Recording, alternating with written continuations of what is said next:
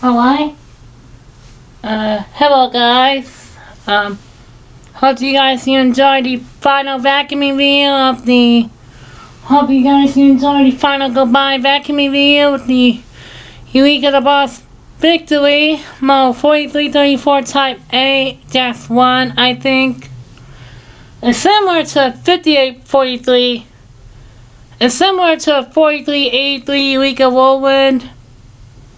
Blue with the headlight and a stretch hose. I like the plastic hose on this one a little bit better, but yeah. And also, stay tuned for a new vacuum acquisition video, and the new vacuum acquisition video is going to be a vacuum acquisition of the Eureka Whirlwind Lightspeed Model 5843 A-1 with all the attachments.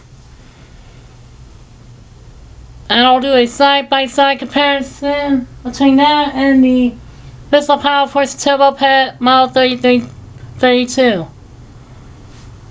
Yep, stay tuned. Like I said, stay tuned for my new vacuum acquisition, a Eureka Whirlwind Lightspeed Model 5843 A-1.